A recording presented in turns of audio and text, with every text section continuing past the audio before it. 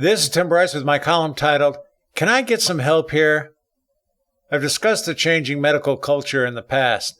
Herein I want to describe an actual experience I was involved with recently. Let me preface my remarks by saying I am no stranger to hospital emergency rooms, having been to several over the years involving loved ones. I've discovered they are not all equal in terms of service and care. Recently, we had a horrible experience with a local hospital. Perhaps you can learn from this. My elderly mother, who suffers from COPD, recently had been complaining of not being able to breathe properly. This is someone who has been on oxygen 24/7 for at least 5 years and taken an array of medications, so she is used to hospitals and their procedures. This time, our family doctor recommended I take her to Mease Countryside Hospital in Safety Harbor, Florida, where she should undergo a battery of tests, such as blood tests, chest x-ray, CAT scan, and so on. From this, we hope to be able to determine a course of action for her to take. We went to Mease Countryside because her primary medical physician is affiliated with it. Prior to this, we had no exposure to the hospital other than to visit friends convalescing. The hospital was approximately 20 minutes from my mom's house, so on a Thursday afternoon, I loaded her into the car where she used her portable oxygen machine to breathe. In measuring breathing, the mid-90s is normally a good score, but in the car, she was in the low 80s and was having trouble breathing. Nonetheless, I got her to the hospital promptly and brought her to the emergency room entrance where I placed her in a wheelchair. We then went through the hassle of being checked for COVID-19 and security, after which we waited anxiously in line at the front desk where our one woman was alone and tending to another check-in. I thought it strange only one person was there to admit people, as this was a fair-sized hospital with many people in the waiting area.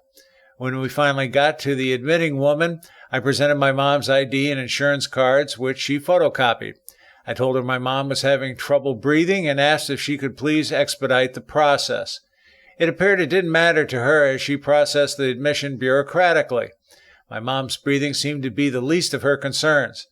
After this, she sequestered us in a waiting room where my mom continued to wheeze. This was scaring me now, as nothing seemed to be happening to help her. Finally, a nurse came out and whisked her away behind closed doors, which I was not permitted to access. I tried to give the nurse a copy of my mom's meds and names, numbers of her physicians, but she dismissed me out of hand and refused to take the paper.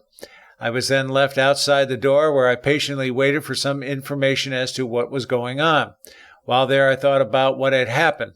From the time we arrived at the ER to the time she had someone look at her was approximately 25 minutes, an eternity for someone who's having trouble breathing. I compared this to an incident a month earlier where a friend and I went out to dinner. Before we could order, she sensed something was wrong and thought she was having a stroke. The closest hospital was Advent Health North Pinellas in Tarpon Springs, also known as Helen Ellis Memorial, a part of the Advent Health system.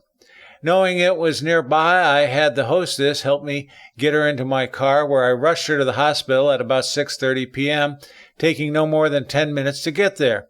I got her in a wheelchair and into admissions. I handed the people there, 2 ladies as I recall, her ID and medical cards, which they scanned and updated their records automatically. Total time to get through admissions, 2 minutes, tops. She was then immediately treated by physicians. The differences between the 2 hospitals was like night and day. One was interested in bureaucracy, the other was interested in patient care. Being an old systems man, I was amazed by the inefficiencies of the Mease Countryside system and seeming indifference to customer service. After waiting about 5 minutes for word about my mother, 3 hospital security guards from Allied Universal Security Systems confronted me. I didn't know what they wanted, so I tried chatting with one where I commented on the incompetence of the ER, that I had never seen anything like it before. He told me that my mom had not passed her COVID-19 test yet, and since I had contact with her, I would have to wait. I said fine, and started to return to the waiting room where we were before. "Where are you going?" he said gruffly. This is when I began to notice he was irritated. I'm just going into the waiting room, like you said," I replied. "No, you must wait outside, and if you make a scene, I will have you banned from the hospital." I looked bewildered at him and said, "You're kidding."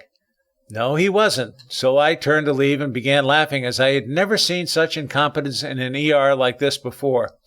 After a few minutes, a nurse came outside to ask me questions about my mom and apologize for the conduct of administration. I told him about the list of meds and doctors I had tried to give the other nurse, and he said, "Great, this is exactly what we needed." I replied, "Hey, I tried." He shook his head in disbelief and returned to the hospital. After waiting outside for over a half hour, a doctor called me and asked me to come back inside to see my mom. When I re-entered, I had to go through the COVID-19 check and security again. This time, the security and staff eyed me suspiciously. I got the impression they were surprised I was being let back in. My mom had passed the COVID-19 test. She was negative, and they had completed their battery of tests on her lungs. The attending physician wanted her to spend the night in the hospital. Now, you have to remember why we came here, to get a battery of tests to calculate a strategy. She had undergone the test and was anxious to go home, but the attending physician insisted she was in bad shape and should spend the night for observation. After discussing the matter with our family physician, we reluctantly agreed, and they moved Mom upstairs to a regular room. The one night turned into 5 as the medical personnel convinced my mother she was in bad shape. So much so, by the end of her stay, the hospitalist doctor said she had 2 options. 1, go home, which he didn't recommend, and 2, enter her into a rehabilitation unit, also known as a nursing home. Our fear was that she would go in but never come out. So, over the objections of the medical staff, we elected to take her home. To do so, I had to sign a waiver releasing the medical staff of any liabilities as we were going against their recommendations. A few of the medical staff became nasty over our decision. "Oh, once you get her home, you'll just have to bring her back."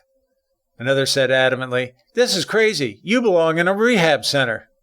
In other words, it became just as difficult to get Mom out of the hospital as it was to get her in. Maybe they should rename the hospital to Fort Knox. On Mom's first day back at home, she woke up with an oxygen level of 97%, which is excellent. She is now regaining her strength after sitting in bed for 5 days, and she was more relaxed as she wasn't being harassed by the medical staff. Lessons learned. If we were to do this over again, I think I would have called 911 and have an ambulance take her to Mease countryside, as it appeared patients arriving in this manner were admitted immediately. I naively believed taking Mom to the hospital myself was better. Then again, maybe there is an incestuous relationship with ambulance companies that I am not aware of. There are essentially 2 parts to any hospital, the administrative side and the medical care side. Again, as an old systems man, I was appalled by how slow it seemed for patients to be admitted, just the antithesis of Advent Health North Pinellas. Beyond this, there appeared to be an insensitivity in terms of caring for the incoming patients. In my judgment, they were only concerned with bureaucracy and cash flow, meaning to keep patients in longer to make money. The medical side was a bit better, but it seemed clear to us some medical people were much better than others. The best doctor there was the pulmonologist, who appeared to be very knowledgeable, gave straight answers, and had a good bedside manner about him. But he was the exception as opposed to the rule. Like the administrative side of the hospital, the medical side seemed obsessed with feeding the computer as opposed to providing patient care. Some were good and helpful people, while others had a rather poor bedside manner. Feeding the computer was of paramount importance, and I believe is a deterrent to effective patient care. True, Advent Health North also is consumed by computers as well, but they seem to make a better effort to work with patients. Interestingly, while waiting to pass Checkpoint Charlie at the main entrance at the start of visiting hours, I heard many other stories of hospital snafus by relatives of other patients. This obviously did not instill a sense of confidence in me. I also found the main switchboard to be impenetrable, thereby blocking me from talking to my mother or medical personnel. I learned quickly to take down telephone numbers of important personnel so I could dial them directly. If you didn't have the number, forget it. It was an eerie blackout that didn't sit well with me. It was an odd feeling as we finally left Mease countryside. Both my mother and myself felt like we had escaped, much like the prisoners who tunneled out of the high-security POW camp in the movie The Great Escape. As I said, Mom's health and sense of well-being immediately improved and continues to do so. Sorry, Colleen, she is doing just fine, but won't be back to have you taunt her. So, people have asked me would I recommend Mease Countryside. Well, let me put it to you this way.